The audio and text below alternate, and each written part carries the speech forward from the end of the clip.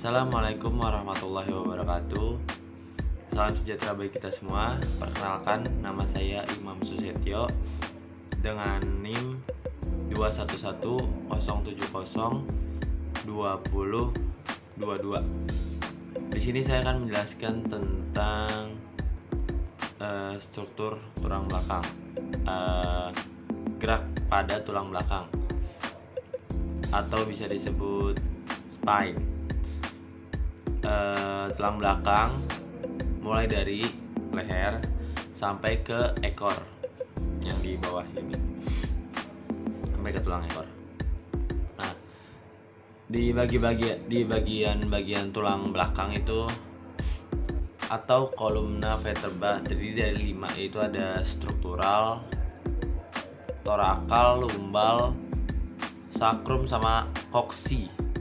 Nah, si cervical ini punya 7 segmen, torakal punya 12 segmen, lumbal punya 5 segmen, terus sakrum punya 1 segmen, tapi terdiri dari 5 buah vertebra sakral. Jadi di dalam sakrum itu ada 5 vertebra sakral. Terus yang terakhir ada koksi. Koksi itu mempunyai 4 segmen. Nah, pergerakan yang terjadi pada sendi posisi awal. Saat sendi bergerak, ada yang namanya gerakan aktif. Gerakan yang dilakukan oleh sendi itu sendiri dan dengan kekuatan sendi itu sendiri gitu. Selanjutnya ada gerakan pasif. Lingkup gerakan ini lingkup gerakan sendinya akan melebihi dari lingkup gerak sendi gerakan secara aktif. Anvil itu raja pada gerakan akhir. Dapat dibiasakan dan dapat dirasakan pada saat sendi melakukan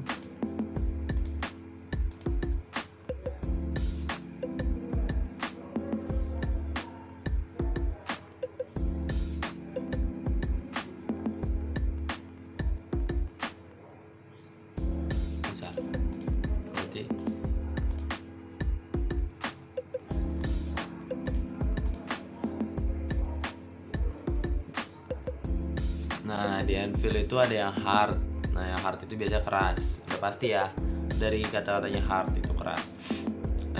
Saat sendi digerakkan secara pasif, di akhir gerakan akan ada yang bisa kita rasakan. Pasti kan rasa, wah ini keras nih, gitu kan. Yang selanjutnya itu ada elastis. Saat didorong sendi ke arah satu gerakan, kemudian digerakkan secara pasif, nanti akan terasa seperti ada dorongan balik. Ya, elastis. Jadi misalkan kayak trampolin, nih diturun, terus ada yang ngasih gerakan balik. Nah, itu berarti ada bantalan gitu. Nah, terus terakhir yang soft, lembut. Semuanya pasti ada bantalan, cuma ada yang hard, elastis, sama soft. Nah, yang soft ini kayak sofa gitu. Jadi lembut, saat didorong sendi secara pasif terasa seperti empuk. Nah, empuk banget gitu. Jadi saat didorong itu merasa empuk. Perbedaan dari beberapa vertebra. Vertebra secara general mempunyai 7 prosesus. Yaitu ada prosesus spinosus, prosesus transversus, prosesus articulans, carpus, arcus, neuralis. Nah, prosesus spinosus itu mempunyai satu bagian yang berada di tengah yang lancip. Nah, tuh kami tulang belakang itu biasanya ada yang, kalau misalkan kita nunduk itu berasa banget ada tonjolan di bagian dari leher sampai ke bawah. Nah, itu namanya prosesus spinosus. Nah, yang kedua itu ada prosesus transversus, mempunyai 2 bagian yang berada di sisi kanan dan sisi kiri. Di belakang sini itu Kalau dipalpasi masih kurang bisa dirasakan ya.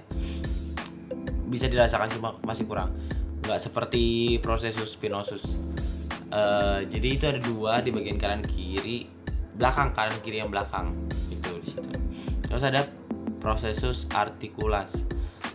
Mempunyai 4 bagian yang berada di atas dan di bawah bagian di atas dan di bawah. Nah, kalau kita lihat tulang itu nggak ada contohnya ya, tapi gimana ya contohnya? Ini aduh susah juga.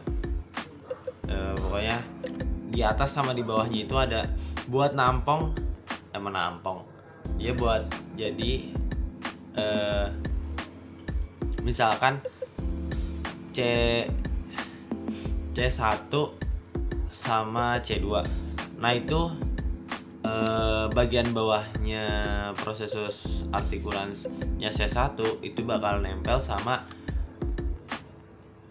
prosesus artikulansnya atas yang C2 gitu. Terus ada karpus, bagian badannya dekat. Arcus neoralis, bagian yang melengkung vertebranya disatukan yang akan membuat bolongan yang akan mengeluarkan saraf. Jadi di bagian-bagian tulang belakang itu ada bagian bolongnya itu buat ngeluarin saraf. Nah sarafnya itu buat nyambungin ke tangan, ke kaki gitu dari tulang belakang. Mungkin itu saja yang dapat saya jelaskan. Kurang lebihnya mohon maaf. Wabillahi taufik walhidayah. Wassalamualaikum warahmatullahi wabarakatuh.